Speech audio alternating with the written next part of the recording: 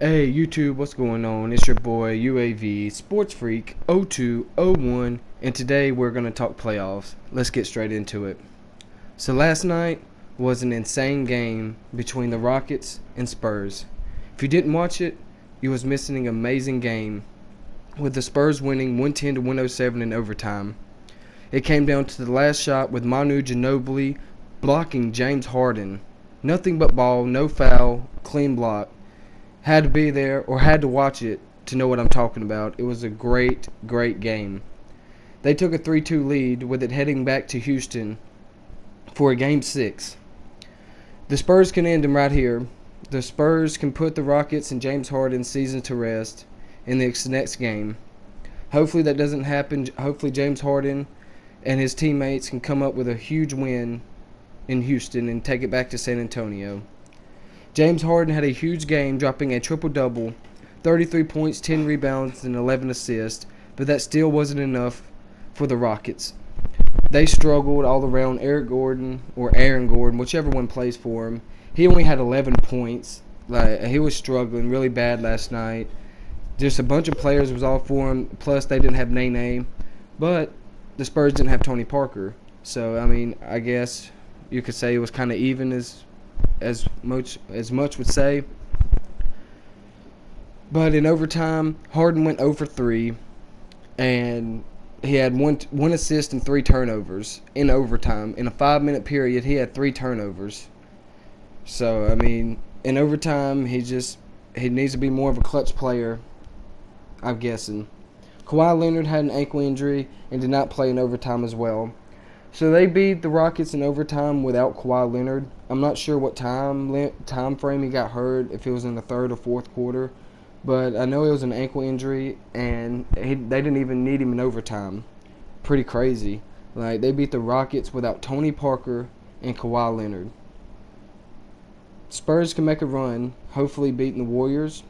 Don't want to see the Warriors in the championship again. Kawhi Leonard said he will be ready for Game 6. He said there's no doubt he's going to play. He's going to play through the pain. If there's still pain, he said he's just going to play through it. So, good for him. Patrick Beverley had 20 points for the Rockets. Kawhi Leonard had 22 before getting hurt. Patty Mills had 20, and Danny Green had 16. Danny Green also scored the last 7 points for the Spurs in overtime to lift the Spurs over the Rockets. He did it all for him in overtime, besides that one block that won the game by Manu. So it's a good game. You had to watch it to know what I'm talking about. It was a hell of a game between the Spurs and the Rockets. Now to move on to what everyone is talking about, the Cleveland Cavaliers and the Golden State Warriors. They both are undefeated in the playoffs, a whopping 8-0. That's pretty impressive, right? For the first time it's ever happened in NBA history. That's pretty amazing for two teams to be 8-0. But on the other hand, it can also be ridiculous. Is there not enough talent around the NBA? Is all the talent teaming up to make two powerful teams, or what? It's just crazy. They just need to separate them. They need to just spread it all across the NBA and make it a little bit more even, because it's getting a little ridiculous. They are playing lights out, and it looks like it's going to be a rematch in the finals for a third straight year. Sounds kind of boring, right? To have the same teams just keep going and going and going to the finals year after year after year. Don't you want to see somebody else in there, like the Wizards, the Bulls, the Celtics, from the West, like the Trailblazers, the Rockets, the Spurs, anybody else besides the Warriors and Cavaliers? I'm getting sick and tired of hearing their names all the time. Sick and tired of it. I think it's getting pretty boring. But put down in the comments who you think will be the first to lose, the Cavaliers or the Warriors in the playoffs. Now I'm going to go over to hockey for a minute. I haven't talked hockey on here before. There's going to be 2 Game 7s tonight. My Pittsburgh Penguins and the Washington Capitals, and the Oilers and the Ducks. Make sure to tune in for some great playoffs between the NBA and NHL. Also, make sure to check out Game 5 of the Celtics and Wizards, 7 p.m. Central on TNT tonight. It's going to be a great one. Now let's swing on over to the MLB with some scores from last night, Tuesday, May 9th. The Reds beat the Yankees 5-3. The Dodgers beat the Pirates 4-3 in 10 innings.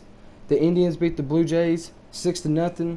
The Rockies beat the Cubs 10-4 in the first game. The Rangers beat the Padres 11-0. The Orioles beat the Nationals 5-4 in 12 innings. The two best teams in baseball going at it right there, the Orioles and Nationals. The Mariners beat the Phillies 10-9. The Mets beat the Giants 6-1. The Cardinals beat the Marlins 6-5. The Royals beat the Rays 7-6 in 12 innings. The Brewers beat the Red Sox 11-6. The Twins beat the White Sox 7-2. The Astros beat the Braves 8-3. And the Cubs beat the Rockies in Game 2 of their series right there 8-1. The Tigers beat the Diamondbacks 7-3.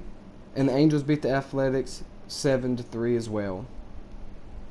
And there's a couple of games going on right now. The Mariners are beating the Phillies 1-0, bottom second. And the Giants and Mets are tied 1-1 in top second. Make sure to check those games out right now. I hope you enjoyed the video. If you're new, make sure to subscribe and drop a like. Freak out and UAV up.